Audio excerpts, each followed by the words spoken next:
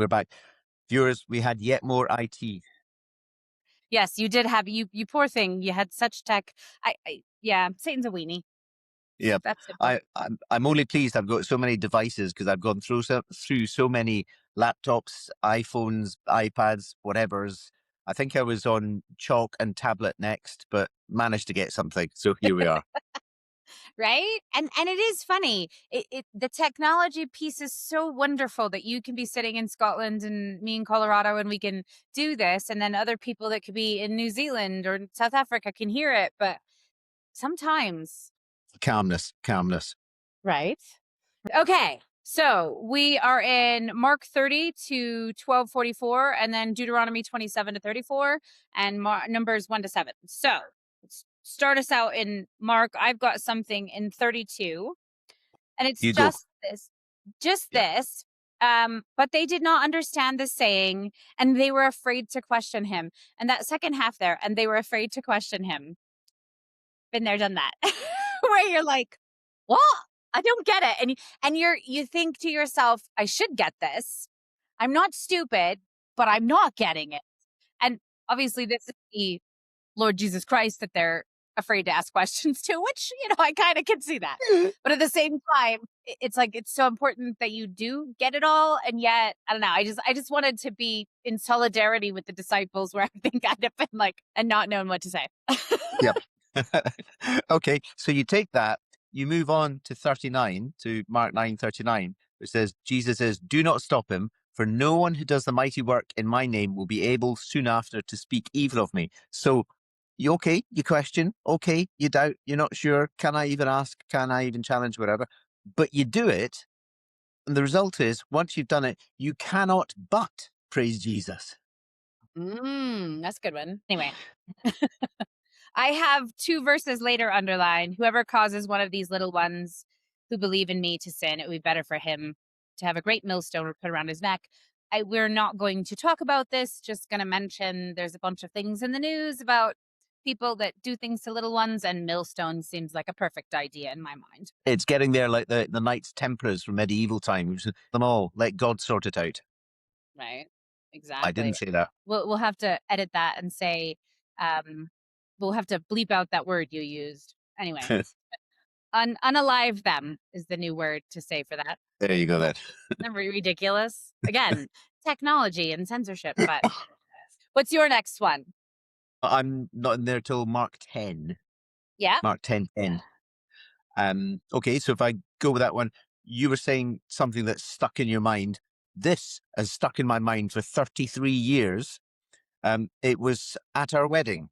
Um, the minister, very old, well, he was quite modern, but anyway, he's based most of his sermon extemporizing was about physical love and death. So maybe according to the Church of Scotland, that's what you've got to look forward to. But he then said the words, what therefore God has joined together. And then he just came up to me and just stared at me. He says, let no man tear apart. And I won't, don't worry, I won't. And apart from loving Elspeth madly for 33 years, I have equally lived in a state of fear and alarm for 33 years. I won't, I won't. Yeah, I'm sure he did that. That was like a trademark for all of the couples. I think so. I wrote a note on 10:15. Whoever does not accept the kingdom of God like a child. And I just wondered if he thought about Nicodemus in that moment when he said that.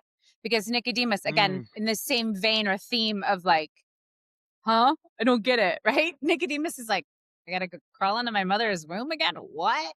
And that was obviously, I don't know if that's actually in Mark. I'd have to look that up. But I just wonder if when Jesus is saying this to the people, if Nicodemus came to his mind. Interesting one. Yeah. Who knows? Right? Okay, in Mark 10:35, James and John, the sons of Zebedee, came up to him and said, Teacher, we want you to do for us whatever we ask of you. So this got me down a rabbit hole. I'm such a geek with word etymology, where the words start, different languages. The ESV version says, whatever we ask of you. The NIV says, whatever we ask.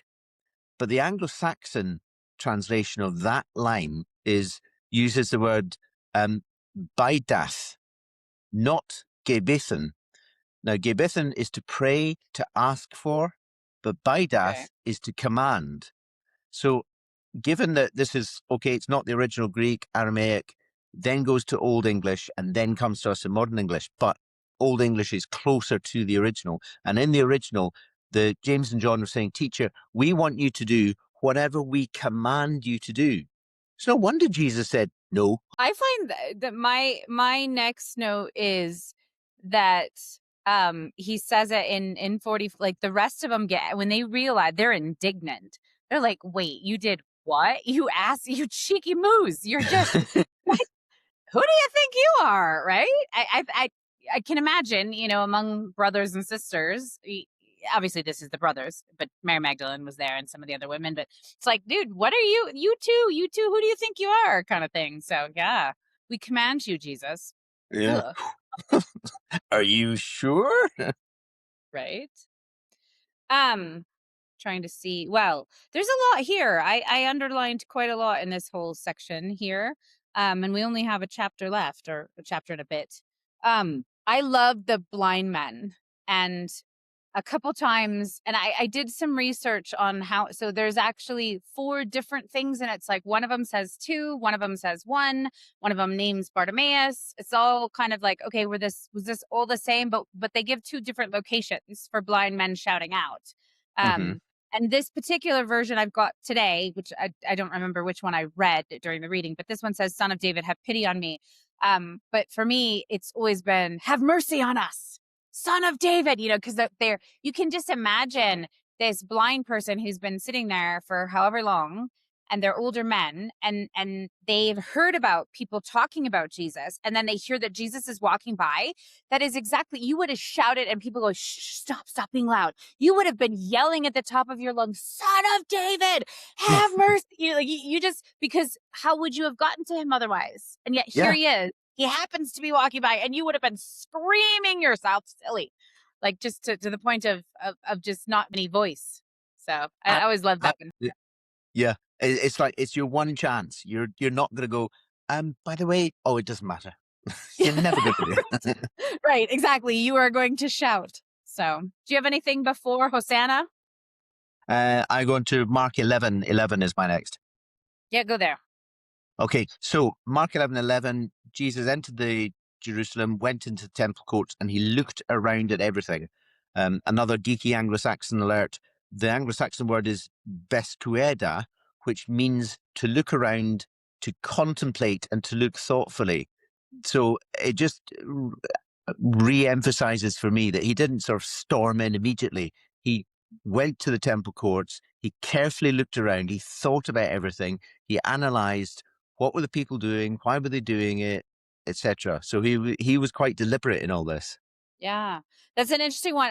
There's a couple of versions, and we're right into this here, and in the rest of 9. So there's 2 ones. There's the fig tree, which I want to go into, but Good. in in this, he says he looks around and contemplates everything. But in one of the others, and I can't remember if it's Luke or Matthew, but he goes and turns the tables over, and they Mm-hmm. have things slightly out of order. And so again, this is, if you and I watched an accident and described it, we would describe it slightly differently. We're still seeing the same event, and it's just proof that the Bible is real because it's different accounts.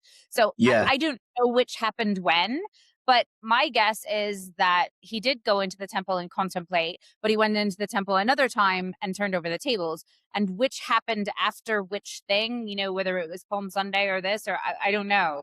But because that's so profound that he didn't do anything, he didn't preach, he didn't talk to anyone, there's no exchanges, he just goes and looks. That to me is impressionable, as opposed to as is the tables. But the 2 seem to be, to me, that both happened. I just don't know when which is fine. Doesn't matter. Yeah. Yep. Absolutely. Right. Let's get to fig trees. I've got Okay, go for it. couple of things on fig trees. So it's the start of the week. They're going from Bethany to Jerusalem. That's only a mile and a half away. It's hot. Jesus is hungry. He sees a fig tree. A fig tree is the Hebrew symbol of natural goodness. The leaves are the symbol of knowledge, the fruit, the deeds that come from it. So no fruit, no action, no good, basically. And Jesus curses it for being a fruit out of season. Cursing is not sort of, I curse you always to have itchy underwear or something ridiculous. Cursing is just pronouncing judgment. Right. And I always thought, isn't Jesus being a bit unfair? He's cursing the fig tree, and yet it's not in season. It's not the Right. tree's fault that it doesn't have fruit. But then looking into it, and apparently, um, who knew I was a biologist? But here we go. A fig tree has a first fruit, which is called tax in Hebrew. Probably wrong pronunciation. Apologies, everyone. So you get tax. This is before even the thick leaves come out. You get this crop of tax. And tax are like tiny little green almonds, and they can be eaten from a fig tree. So they are figs. They can be eaten. When they come, if you see tax on the fig tree, you know that within 6 weeks there will be the proper figs. But if there's no tax, then you're not going to get any crop at all of the proper crop. So Jesus is seeing them, it's not yet the season for figs, but he's saying they don't even have the pre-crop. And so he casts judgment on it. And I think this is a bit like the people of Israel were anointed as the forerunners. They, as a nation, were the tax, the pre-crop for everyone to signpost us to the Messiah, the chosen people they were, and not doing the job. So Jesus is saying, if you're not doing a job, if you're not being that early fruit, here's my judgment. You're not doing a job. Yeah. So there you go. Yeah. Profound. Well, and I have the same thing to say about this that I just did about the temple. So the fig tree is in Matthew 21:18 to 22, and then here we're in Mark 11. And then in Luke 13:6 to 9, he tells a parable about the fig tree. So it doesn't actually tell, it's not literally, it's a parable in that particular gospel. And so what I find interesting here is Mark says that it's the next day, and Matthew tells it immediate. It's like it immediately withered. And to me, I kind of, again, who knows which was it? Was it the same tree? Was it the same instance? We don't know. Doesn't matter. I felt like, and oftentimes I default to Matthew rather than Mark. And yet in this case, I'm defaulting to Mark because to me, in your mind afterwards, you'd be like, yeah, this was it's such a strong reminder. He curses it, and you go on, you're tired, you've been walking all day, or you've been doing, and then you get to your bed, you lie down the next day and you go by it again. And then you think, oh my gosh, this thing's withered. It strikes me like it might have been the night after. And I'm not, again, not saying the Bible's lying, not saying there's anything wrong. You have to take these things for a grain of salt and kind of sort them out and figure out what you think. But to me, it wasn't immediate. But Mark, and so Mark says this the next day. Matthew does say that it was immediate, but I don't think it was. I think it was Yeah. actually you didn't remember it right. But whatever. But it Yeah, is but profound. Go ahead. do you not have that if you're talking, just chatting with friends? I certainly do it, that if some memory from years ago, like the other night, I was having dinner with my 3 siblings, and the 4 of us are talking about childhood, and, oh, do you remember when mum said such and such, and straight away we all had to do such and such? And somebody said, no, that was 2 weeks later. I said, yeah, that's the story. It was, so it's in the story. The narrative is, it was a natural consequence of what she had said and then what we did. But it was 2 weeks gap in between. But that didn't matter. It was straight away. It was immediate. Right. Yeah. No, exactly. And that's the perfect description of it. I love that. That really helps lend it credence. Again, I'm not saying that in any way, shape, or form that the Bible isn't telling the truth. I just, for me, must have been the day after, because the time, and that's a prophetic thing. It's like, it seems like it's immediate because of the judgment on Israel. And yet on the other side of it, it's like, no, you had time to produce fruit and you didn't. Yeah. Hey. Mark 11:24, which says, therefore I tell you, whatever you ask in prayer, believe you received it and will be yours. Now, remember the sons of Zebedee said, by death, whatever what we command you, Jesus say. In Mhm. this one, whatever you ask in prayer is in the Anglo-Saxon translation of the gospel is by death. By death meaning to ask and to seek. So it's the proper word. It's asking in this one, and it's commanding. The sons of Zebedee tried to command Jesus, and here Jesus is saying, whatever you ask me, not command. Use the 2 words again. By death and by death. Oh, And from interesting. bideth, do you know the word to bid, to do your bidding, to do Yeah. your asking? That's Okay. from bideth. That's asking. By death, but I read an interesting one the other day with a Nazarite and Nazareth. I'll have to save Uh-huh. that for when I think it's Miles that's coming, but I'll have to save that one for that. But Ooh. to me, it's so funny that one letter turns, by death, tomato, tomato, But anyway, now can we go on to 12? Yes, let's. Okay. Um, I don't have a lot of I have 4 or 5 different sections underlined here, but I don't have a lot of particular notes. Just that, especially if you have walked with Jesus for a while, the stone that the builders rejected, give unto Caesar what is Caesar's, let the dead bury the dead. Or the Sadducee. This is actually the section of the Sadducees and not being married in heaven. And then the Lord said to my Lord. And then also the last one is the hero Israel. That's the Shema. I love the summary of you've got all these commandments. Don't murder, don't commit adultery, honor your father and your mother. And he sums it up. So it's already pretty simple. It's just 10 things. It's not difficult, people. You can remember them, right? It's pretty specific, pretty basically, but it is. It's summed up in love the Lord your God with all your heart and love your neighbor as yourself. It's so simple. It's so straightforward. And yet somehow we don't figure out how to do that very well.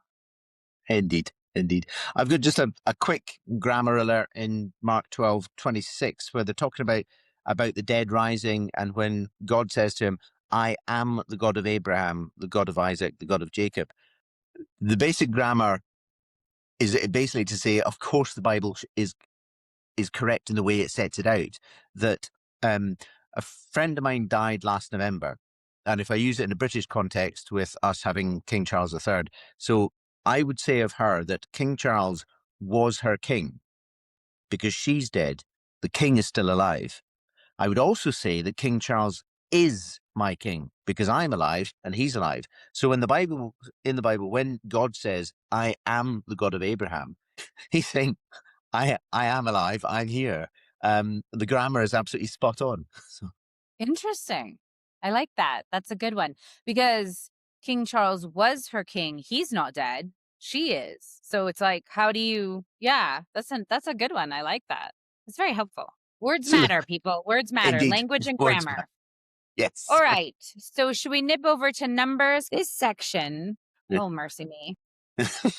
There's much trouble with this.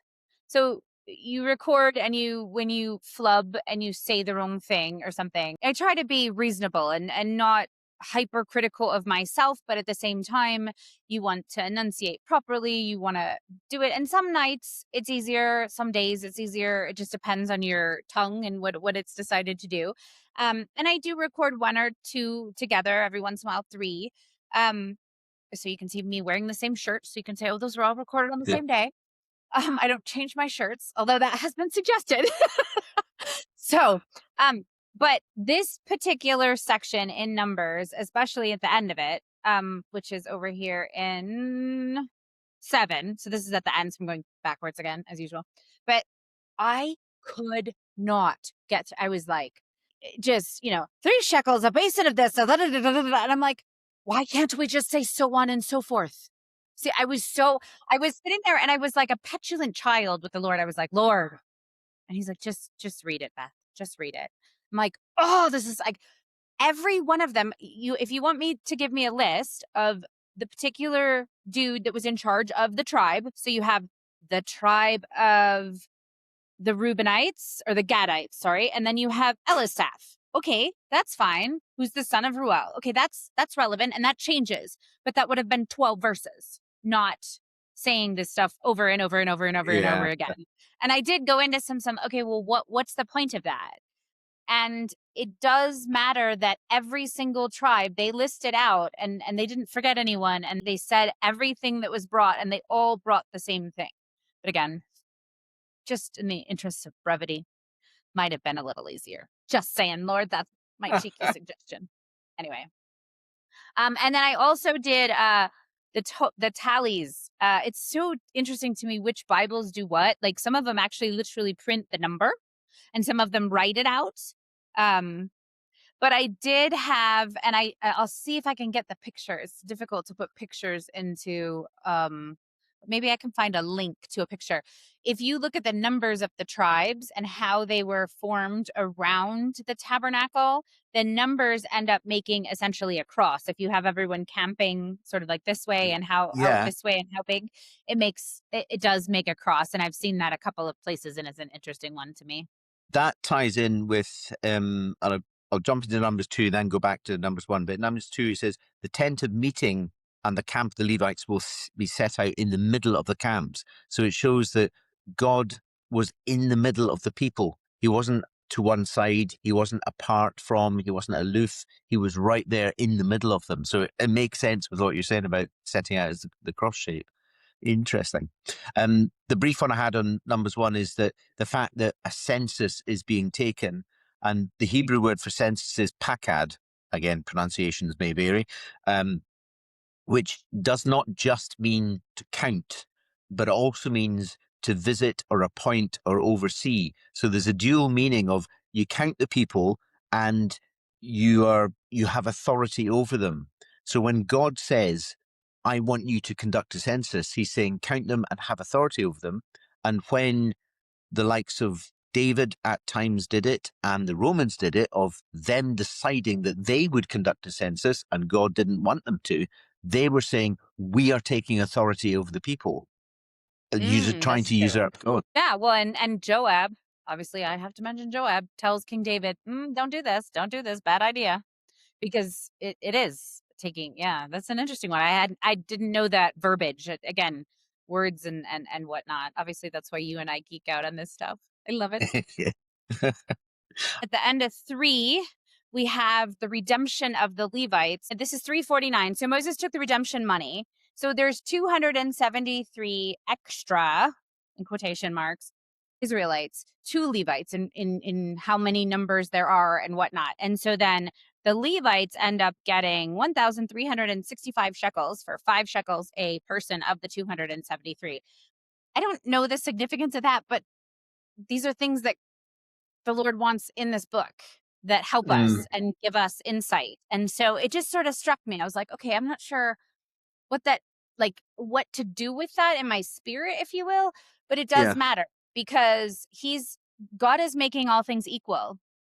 And that's what the cross does. It's the great equalizer. It's no matter if you have sinned insanely much or a little, if you call on the grace of Christ and that his blood be applied to you, it equalizes, that's quite, yeah.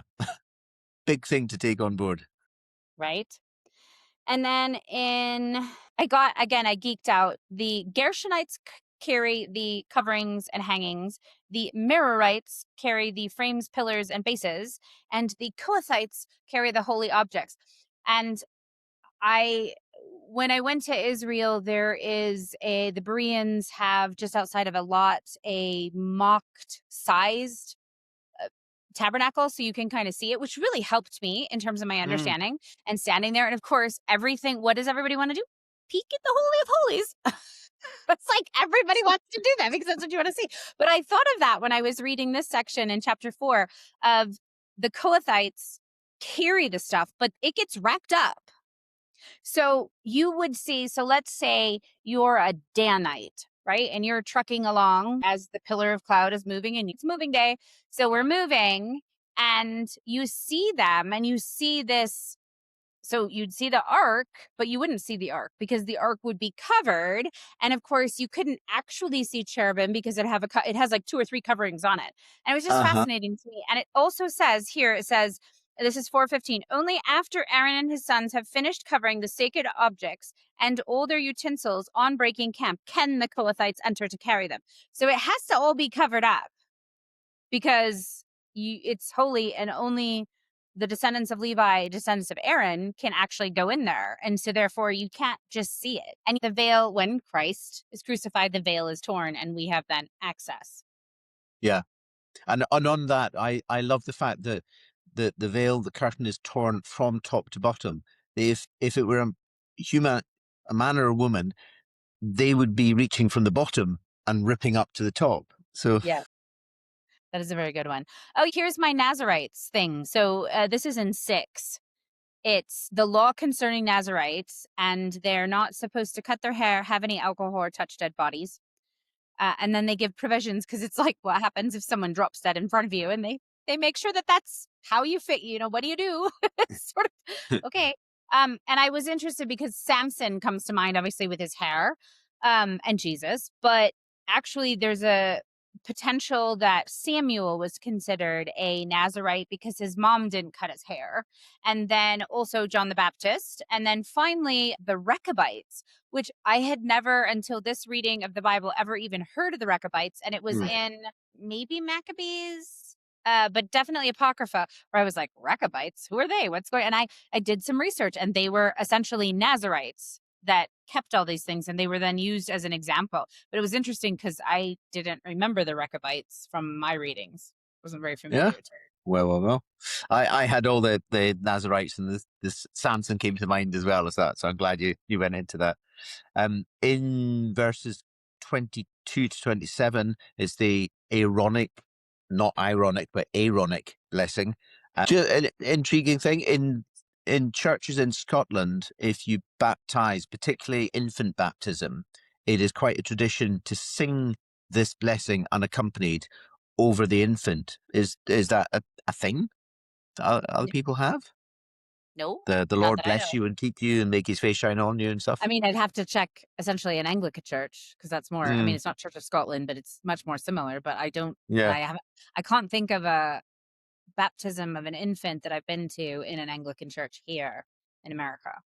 No, but I don't. But in all and in the other denominations, absolutely not that I know of. Mm. And it's a strange thing after the baby's been baptized, the congregation sing this a couple of times, and the minister or pastor will parade the baby, just carry him or her and walk up and down the aisle so everyone can get a good look. Oh, cute! While they're busy singing, obviously. Yes. Oh, that's funny. I love that. I was curious. You have Mount Gerizim and Mount Ebal. How come? Who gets to go to the cursing mountain and who gets to go to the good mountain? Right? To the blessings mountain. And what is terribly interesting to me is Leah and Rachel all get to go to the blessing mountain except for Reuben and Zebulun. And Reuben slept with Bilhah, his Yeah, father's yeah, yeah. wife, his father's servant's wife, and he gets booted and gets to go to the mountain of cursing. And both of the servant girls' children all get to go there. And I kind of think poor little Zebulun, because he was the baby of Leah, Yeah. is what he gets booted as well. But it doesn't give any specifics as to why which tribes were chosen, but it was interesting to me. Mm, interesting. Deuteronomy 28:7, I've got. I have that Just a underlined as well.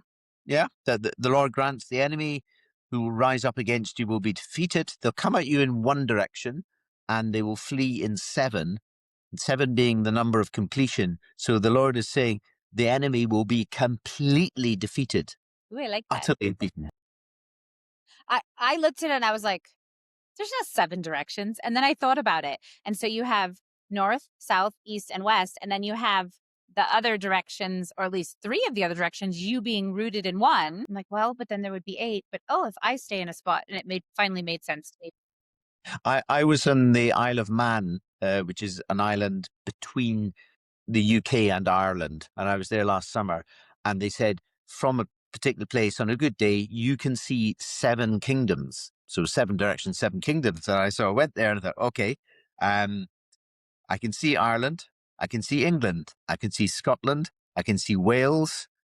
I can see, being clever about it, looking down, I can see Isle of Man, the kingdom of man. So that's 5.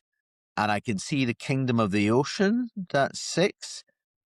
What's the 7th one? And they just went, look up.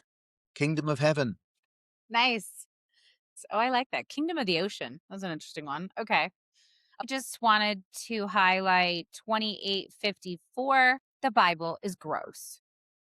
Really gross. You're eating the flesh of your children and you're not sharing with your brothers, sisters, or husband or wife the flesh of the children you're eating. That's the kind of famine level we're talking about here. I was like, whoa. And Yeah. people, we're about to get into Leviticus. I love the book of Leviticus. I've studied the book of the Leviticus, and everybody sort of says to me, that's the weirdest thing in the world. But I'm excited about it. And yet here, right here in Deuteronomy, we have total grossness. Don't even need Leviticus for the grossness. And then also, I got stuck on Deuteronomy 29. Hmm. Moses summoned all Israel and said to them, "You have seen with your own eyes all that the Lord did in the land of Egypt to Pharaoh and all his servants and to all his land." And I was like, well, no, they didn't. And then I was thinking about it. I'm like, okay, I guess you could have been a young kid because you have an entire generation that ticks off God, says, no, no, we can't go conquer them. Let's not do that, except for Caleb, son of Jephunneh, and Joshua, son of Nun. Okay. Yeah. Got our two dudes that can be 85 as they're leading this whole thing and battling Yeah. out the Canaanites. But I thought to them myself, I was like, okay, Moses is talking to them. They're the next generation. So, I mean, they could have been 18 and then anyone 20 and over was the generation that died in the wilderness. I lived as a 4-year-old in upstate New York next to a family that had horses that did Olympic dressage and also jumping. And they had made these jumps and they were made of railroad ties. And I was 4. And I have since, as an adult, taken a horse over steps with railroad ties. And they're big, but they're not. I mean, a horse can do it. It's fine. Even a small horse of 14 hands, like Sassy, can. Well, she's 14 too. She's a horse. But she can manage this. But as a 4-year-old, those things were like, they're enormous. Like, it felt like it reached to the sky. It was so big in my Yeah. little 4-year-old mind. And so I just was like, yeah, I mean, they saw all that, but what do you remember? I was kind of like, I mean, the story is told, and this is the point of the whole thing is that our memories, God did this, God's mighty outstretched arm. And it can like how many times in this book, whether you include Apocrypha or not, because then it's even more times are you told, remember, this is what happened. This is what the Lord did. This is what the Lord did. And this, and don't forget. And yet we totally forget in seconds. But I just thought it was funny because I was like, did they Moses? But again, I'm being a little cheeky as usual. Yeah. Yeah. So it's a long chunk. I won't read it all out. 11 to 20, where God is commanding you today. It's not too difficult. It says in 15, "See, I set before you today life and prosperity, death and destruction." So you've got choice. I command you today to love the Lord your God. Sorry, this is Moses speaking. Then you will live and increase, and the Lord your God will bless you. But if your heart turns away and you're not obedient, and if you're drawn away to bow down to other gods and worship them, then I declare today you will certainly be destroyed. Two things on that. One is that it's a choice. We have a choice. We're not forced. So we're clearly given a choice. Love God and be blessed in abundance, or do the bad things and suffer. Your choice. It's up to you. Which way do you want to go? But the destruction, when it says the alternative is destruction, is not saying, and God will kill you for it because he's into retribution and punishment and all the rest of it. The wages of sin is death. So it's not God that's going to kill you and destroy you. It's sin and the enemy that does that. So it's your choice. That's very powerful. It is true. Your choices have consequences. This isn't good for Mm. you. God has your best interests in mind. I thought I need to go backwards just one little, it's in the beginning of 30, but it's just a passing mention. In 3 and 4, he says, but if you repent and if you, even when you've been cast out of the land, he will restore your fortunes. And even though you may be dispersed to the farthest corner of the heavens, even from there will the Lord your God gather you. And it's just God's being prophetic about himself because he knows what the Israelites are like and how stiff-necked they are. So he's even saying, hey, when you do things like go ask for a king, and when you do things like bow down to gods from there, and he even talks about not making treaties with the people in those lands. And yet that's exactly Joshua, a good dude. He was courageous. He followed the Lord. He just got bamboozled by those Gershonites. Oh, let's bring jailed bread. Let's have our saddles be manky and gross and act like, oh, no, we came from a long way away, but he forgets to ask God. And how many times have we done that? How many times have we like trucking along in life? And then you sort of go, oh, sorry, Lord, was I supposed to do that? He's just like face palm. Oh, my child. So I'm just full on with grammar today. Apologies for that. They sacrifice to false gods, which are not God. That's just so grammatically correct that when you talk about a living, real being, you say who. When it's a thing, you say which. So we would say God who loves us, and these false gods which are not God. It's so correct. And then in verses 37, just to prove that, he says, he will say, now, where are their gods? The rock they took refuge in, the gods who ate the fat of their sacrifices. And you think, hang on, these are false gods, and you're saying who, not which. But the point is that they don't exist. He's saying, where are these alleged gods who ate the fat of the sacrifices? There's no such thing. So it's yet again, the grammar is important, and the grammar shows us that God is a being who loves us as in relationship. you'll love this. This particular, I think I'm in my NABRA again. Let me verify. Yeah. New American Bible Revised Edition, NABRA. And it says they sacrifice to demons to no gods, to gods they had never known. And it literally has no gods. It says quotation mark NO-GODS quotation mark. I do like No that. gods. No Yeah. gods. So I had a note back in 31, but in 33 it's there again. 33:5. A king arose in Jeshurun. This is another name for Israel. And I kind of went, I know this. What is this? Like I had to look it up, and then okay. Yeah. But and this is the kind of thing of it's like, okay, well, it's pretty simple. It just means Israel. But it also the definition, because you love this, of the words, it's upright one or righteous one is what Jeshurun means. You'll laugh at me. In London, Embankment Station and Charing Cross Station are what would you say, 5-minute walk from one to the other? Like if you go out of Embankment and up to Charing Cross, 5-6 minutes, something like that. Yep.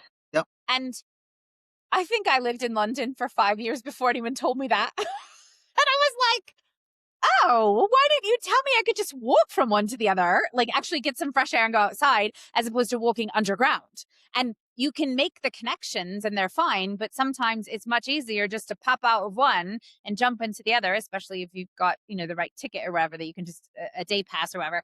It's just, I sat there and thought, really, could someone have please mentioned this to me? That would have been very helpful. Same thing here. It's like, oh, if you'd have just told me that this is what this meant in this book, that'd have been a little bit more clear. Yeah. Yeah. Oh dear. Fantastic. And the whole of Deuteronomy 33, all the blessing, Moses blesses the tribes, blesses all of the tribes. And it strikes me that every tribe receives a specific, intimate blessing, which can only come through being known by the Lord. He's not sort of doing magic ball. You can have generosity. You can have whatever characterization, and you think that doesn't describe me at all. That doesn't relate to me at all. It's only that God knows us, and he gives us each, or knows the tribes, gives each one of them this blessing. And it's a proper blessing. It's not a half-hearted one. It doesn't carry any threat. You can have this blessing if you're good, and if not, I'm taking it back. There's none of that. It's just be blessed in X, but just be blessed. There's no negative connotation at all. It's just God full on love for each of the tribes. Although I did find that in 33 and 18, now remember what I said about Zebulun earlier. Oh, yeah.